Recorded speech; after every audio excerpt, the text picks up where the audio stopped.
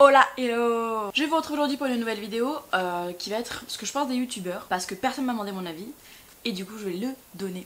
On va commencer tranquillement par les youtubeurs que j'aime beaucoup. J'ai fait un top 5 des youtubeurs que j'aime bien. C'est pas le top 5 de mes préférés, c'est le top 5 de ceux que j'ai regardé dernièrement. Je vais essayer de les catégoriser par ordre de préférence entre les 5. Je suis pas sûre que ça fonctionne, mais vous allez voir. On va dire que pour moi la première sera Anna RVR. C'est toujours une meuf que j'ai adorée depuis qu'elle s'appelait Mademoiselle Peachy 03 ou 04, je sais plus d'ailleurs. Donc ça fait des années que je la suis. Je l'ai toujours adorée parce que c'est vraiment une meuf qui me fait penser à ma personnalité. Comment elle est avec ses amis, comment elle est dans la vie de tous les jours, dans la fête, dans la rigolade et tout. J'avais été un peu déçue parce que l'année dernière, je crois, ou il y a 2-3 ans, quand j'avais fait une réponse à une de ses stories, elle m'avait tellement parlé sèchement que ça m'a grave refroidi. Et c'est souvent comme ça quand on aime beaucoup des youtubeurs, et ben on peut être très vite déçu d'une réaction qu'ils ont eue. Alors que c'est peut-être légitime, je sais pas. En tout cas moi j'avais été un peu déçue. J'ai pas arrêté de la suivre, j'ai pas pour autant envoyé un message de hater ou quoi, pas du tout. Je l'adore donc j'ai pas de raison de faire ça. Mais c'est là que j'ai compris qu'il y avait vraiment une vraie barrière entre comment, même si je l'ai toujours su, comment les youtubeurs sont sur les réseaux et comment ils sont dans la vraie vie bien évidemment. En deuxième position je vais mettre Lena Mafouf. Lena Situation. Je mets Lena parce que Lena c'est une girl boss, il n'y a pas mieux comme explication de Lena. Et j'adore pas toutes ses vidéos, je vais pas mentir, globalement dans l'année, de toute façon elle a pas fait de vidéo depuis des mois je crois, mais dans l'année globalement je regarde beaucoup les vlogs d'août parce que c'est vraiment la période que j'aime le plus. Je trouve que c'est fun, on la suit, c'est dynamique, c'est marrant et tout. Tout autant que l'année dernière d'ailleurs ça avait été un peu moins dynamique parce qu'elle l'avait, parce qu'on n'a pas toujours une vie phénoménale en fait. Et que là son mois d'août avait été un peu plus calme, mais j'ai tout autant adoré suivre en fait ses vlogs. C'est une meuf sur les réseaux, bah de toute façon elle a explosé, enfin concrètement elle a rien à envier à personne. Aujourd'hui elle est parmi les plus grands, elle est dans des défilés de fou, elle est avec des marques de fou, elle a vraiment réussi à faire sa place dans ce truc là. Pour le coup du coup Lena je la suis depuis qu'elle était avec... je crois qu'il s'appelait Guillaume son mec à l'époque. Donc avant qu'elle parte à New York, quand elle était chez ses parents et qu'elle travaillait en tant que babysitter et tout, qu'elle avait plusieurs petits boulots de mémoire. Je la suis depuis cette époque là. Je l'ai toujours adorée aussi, je la trouvais super fun, super naturelle et tout. Et c'est vraiment ça que j'aime beaucoup dans les youtubeurs que je vous présente là, c'est le naturel aussi. En troisième position j'hésite. Je les mets au même rang, les deux je les mets au même rang. C'est Stilto et Ezil. Donc Laure et Elise. Ces deux meufs pareil que j'aime énormément pour leur simplicité de ouf. Ces meufs là, elles sont, quand t'es sur leur réseau, que tu sois sur YouTube ou sur Insta, et ben en fait tu te sens hyper à l'aise. En gros il n'y a pas de... Elles sont naturelles, tout autant physiquement d'ailleurs que dans le mental. Elles sont hyper ouvertes d'esprit. Enfin après ça reste forcément que des réseaux donc on sait pas toujours dans la vraie vie comment ils se comportent. Mais elles ont l'air en tout cas d'être super tranquille, super chill. Grâce à Ezil, je me suis remise à aller en fripe parce que je voyais toujours ses outfits et je me disais waouh mais vraiment c'est hyper propre à chacun pour le coup et moi j'adore ses looks. Tout autant que j'adore ceux d'Anna RVR donc il n'y a pas de... Il n'y a aucun lien entre les deux vraiment pour le coup au niveau vestimentaire ça n'a rien à voir. Mais vraiment j'adore tous les trucs qu'elle prend en fripe, les looks qu'elle fait, ses cheveux sont... magnifique, j'adore trop. J'aime beaucoup en fait l'état, l'esthétique de son Instagram. Tout autant d'ailleurs que ses vidéos YouTube que j'aime beaucoup. Et Stilto c'est à peu près la même chose, c'est vraiment j'adore sa simplicité, j'adore les stories qu'elle met, je la trouve hyper colorée, elle est super solaire comme meuf et elle est douce, elle paraît très douce, tout au contraire d'Anna par contre qui paraît beaucoup plus brutale, beaucoup plus dure. Mais en fait bref, voilà, c'est pour ça que je les adore toutes les deux, pour la douceur qu'elles apportent dans leurs vidéos, la simplicité, les montages aussi de Stilto que je trouve très très jolis, les montages YouTube. Bon bref. En dernière position, dans le top 5 quand même du coup, j'ai mis Richard. Parce que Richard c'est... je le regarde assez régulièrement en fait, surtout que ses dernières vidéos ont été assez intéressantes je trouve. C'était pas toujours le cas. D'après moi, il y a plusieurs mois où ses vidéos ont été beaucoup moins bien à mon sens. Donc ça veut pas dire grand chose. Donc je le regardais moins, je le suis sur Insta également. Et j'aime beaucoup aussi son univers. Alors Richard c'est différent encore parce que j'aime pas spécialement les gens avec qui il traîne. Les youtubeurs de qui il est entouré, c'est pas forcément les gens que je suis, même voir les gens que j'apprécie pas spécialement. Donc je suis un peu mitigée. Je pense que Richard c'est quelqu'un de bien, en tout cas c'est ce qu'il représente dans ses vidéos. Je pense qu'il en prend plein la gueule de par son orientation sexuelle sur les réseaux sociaux et du coup ça l'a un peu forcé à être un peu plus éloigné de sa communauté etc. Mais en vrai il est quand même cool. Des fois je trouve que ses vidéos sont un peu trop professionnelles. D'ailleurs c'est ce que j'adore dans les autres. c'est que c'est beaucoup moins pro, même si Léna c'est ultra pro et tout, mais on a toujours la sensation d'être avec une copine, que là Richard des fois quand il était en studio je trouvais ça hyper fade, tout le fond blanc, vraiment des grosses lights, on voyait pas bien le grain de peau, enfin bref il y a plein de choses qu'on voyait pas, et moi quand je regarde des vidéos YouTube je veux de la transparence. Au niveau du make-up par exemple, qui est-ce qui m'apporte de la transparence que j'aime beaucoup? Marion Caméléon et Le Monde de Salomé. Bon ça c'est carrément les deux personnes que j'aurais dû mettre en top du classement.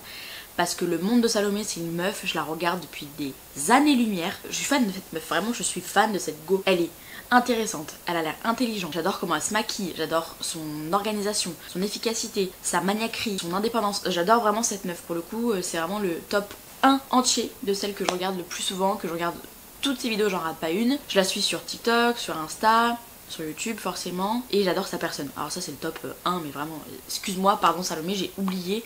Mais parce que tout à l'heure je me suis mise à faire une liste et tout, et je me suis dit, oh tiens je vais commencer par eux. Top 2 c'est Marion Caméléon, il n'y a pas à chier. J'adore Marion. Il y a eu des phases où c'était un peu plus chiant en tant que viewer d'avoir beaucoup de coups de gueule en story, etc. Mais en même temps, elle prend des sauces tellement inexpliquées. Elle mérite pas du tout les messages qu'il reçoit, les commentaires qu'il reçoit. Je pense qu'elle a trop donné de possibilités aux gens de critiquer son travail, et du coup comme il y a eu une brèche, les gens se sont envoyés dans la brèche. Mais en fait il n'y a pas une personne sur YouTube qui fait des vidéos plus pro que elle, qui fait des make-up plus pro, plus beaux, plus travaillés que elle, et les gens se permettent encore d'avoir un truc à dire sur son travail. C'est ouf. Et Marion, la deuxième caméra qu'elle a ajoutée pour faire des close-up sur le côté quand elle se maquille et tout, c'est le truc le plus beau que j'ai vu de ma vie. Franchement cette caméra elle est ultra utile, on voit hyper bien, en fait on voit vraiment la peau. Et moi en vidéo YouTube j'en ai marre de pas voir la peau. Genre là vous voyez, vous pouvez voir ma peau, y a pas de filtre. Et c'est ça moi que je veux sur YouTube, c'est pas de filtre en fait. J'en ai marre de voir des belles peaux, des beaux make-up, des beaux machins sans voir vraiment le résultat sur une peau naturelle, etc. Bref, donc top 1, Le Monde de Salomé, Marion Caméléon, Anna RVR, Ezil Stilto, Richard. Voilà, je les aime beaucoup. Et Léna, j'ai oublié Léna, mais vous l'avez compris. On va maintenant passer aux youtubeurs que j'aime un peu moins, voire que je n'aime pas du tout. Il faut quand même savoir que même si vous n'aimez pas quelqu'un sur les réseaux sociaux, vous n'avez aucun droit et aucun intérêt à envoyer des messages méchants, négatifs, des commentaires de haters, ça ne sert à rien. Le cyberharcèlement c'est nul, si vous faites ça vous êtes nul, et ça n'apporte rien ni à eux ni à vous, on est ok là-dessus. Le premier youtubeur qui m'a gonflé et que je ne regarde plus depuis des années alors que j'ai mangé toutes ses vidéos pendant quelques temps quand même, c'est Thibaut InShape, voilà. Thibaut InShape parce que ça m'a gonflé dans toutes ses vidéos, des cris, il parle très fort tout le temps, je comprends pas pourquoi. Je veux dire là je suis face à ma caméra, je suis chez moi toute seule, je parle normal quoi. Pas besoin de faire damn Team Shape, j'espère que vous allez bien. Qu'est-ce que t'as? Pourquoi tu fais ça? Donc je déteste ça. En plus, bon bah il a eu des concepts qui étaient relativement intéressants, mais il a aussi eu beaucoup de paroles que je trouvais déplacées. Il a été un peu problématique. Alors moi je suis pas sur Twitter parce que pour moi c'est le réseau de diable, donc je suis pas sur Twitter, mais quand on voit sur les autres réseaux passer des tweets qu'il aurait pu faire concernant du racisme, de la grossophobie, de l'homophobie, bref tout ça, il y a trop de doutes pour qu'il y ait rien. C'est ma philosophie. Donc Thibaut c'est réglé. Ensuite il y a Mastu. Alors Mastu, je regarde ses vidéos, ouais c'est tout, je le suis sur aucun autre réseau, je regarde ses vidéos parce que j'aime beaucoup sa personne, je le trouve gentil et ses vidéos sont parfois intéressantes sauf quand c'est des réacs à des vidéos TikTok et tout, enfin bon, ça c'est moins intéressant mais c'est pas tant ça le problème. Ce qui m'a gonflé c'est une fois que son adresse a fuité, je comprends tout à fait que c'est absolument invivable d'avoir des gens qui viennent chez toi. Tu dois forcément être mal, en plus il avait des petits soucis de santé mentale à une période ce qui est relativement grave, donc il faut traiter etc, il faut soigner, c'est hyper important. Ce qui m'énerve c'est d'être toujours en train de se plaindre quand tu as tout dans la gueule. Ça pour le coup, il y en a d'autres qui font ça et que je supporte pas non plus, parce qu'il y a un moment donné, je sais que tout le monde vous dit ça, mais vous choisissez votre popularité. Ce qui ne donne pas le droit aux gens de vous insulter, de vous harceler, de vous suivre dans la rue, de vous suivre chez vous, c'est absolument non. Mais tu peux pas tout le temps te plaindre de ce qui t'arrive quand déjà tu as absolument tout mis en place pour en arriver là. Tu as tout mis en place pour être populaire, pour avoir une notoriété, pour gagner beaucoup d'argent. Donc aujourd'hui tu peux pas non plus te plaindre et chier dans les bottes de ceux qui te suivent parce que c'est grâce à eux que t'en es là. Il y a toujours quand même pas le droit d'avoir un manque de respect, etc. Ça on est bien d'accord. Mais c'est vrai que ces derniers temps il y a eu beaucoup de remises au point, de pauses, de j'arrête tout, de machin, pour au final revenir. Est-ce que c'est pas du buzz? Est-ce que c'est pas pour faire parler, pour faire de l'argent, pour faire de machin? Je sais pas. Donc c'est une personne que j'apprécie, mais j'avoue que là j'avais pas forcément apprécié ces derniers mois où je trouvais que c'était un peu chiant, un peu redondant de toujours se plaindre des gens. Même si attention, j'ai vu les vidéos où en effet les gens sont en bas de chez lui, ils l'appellent, ils crient. Non, ça c'est juste, ça devrait arriver à personne, c'est honteux de faire ça. Mais c'est un peu tout le reste quoi. Et pour finir, dans ce que j'aime moins ou que j'aime plus trop malheureusement, c'est McFly et Carlito. Là je vais m'expliquer, ça va peut-être durer un petit moment. McFly et Carlito, c'est un groupe, un duo de youtubeurs que j'ai suivi depuis leur, pas depuis leur début au Fat Show, j'étais pas là, mais depuis quand même très très longtemps. On est sur quelques années quand même, 4-5 ans là. C'est des youtubeurs que j'ai trouvé fantastiques. Ils me faisaient rire, mais c'est les seuls youtubeurs qui me faisaient rire à chaque vidéo. Je pouvais vraiment casser des barres.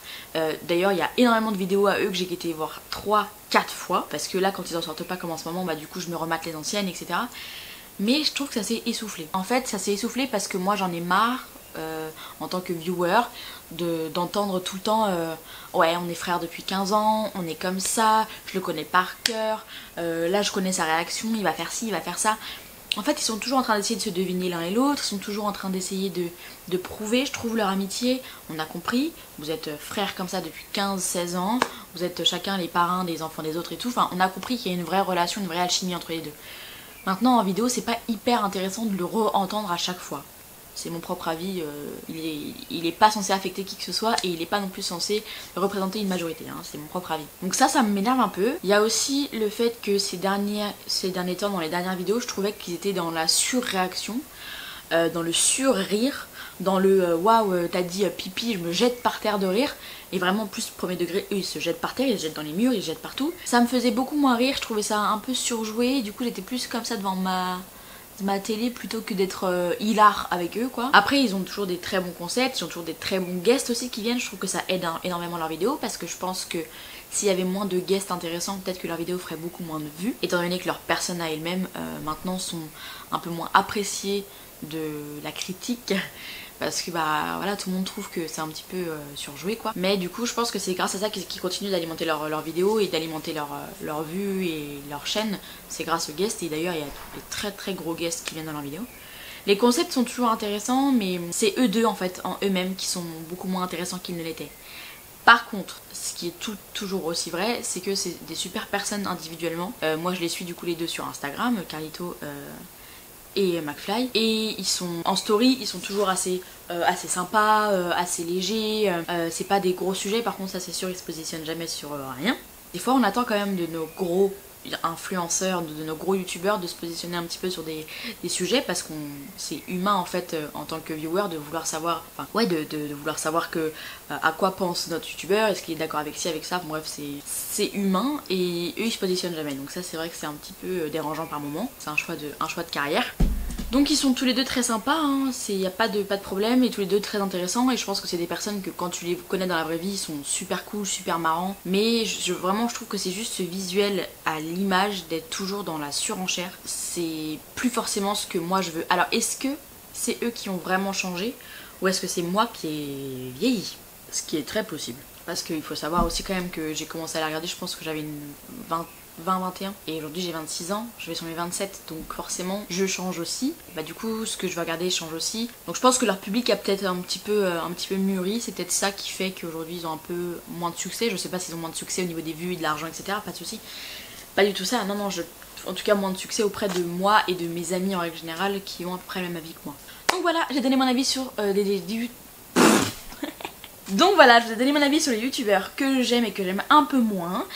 Si cette vidéo vous a plu, peut-être que je referai un volume 2, on verra. J'ai encore plein de youtubeurs que j'adore énormément, auxquels je suis en train de penser actuellement.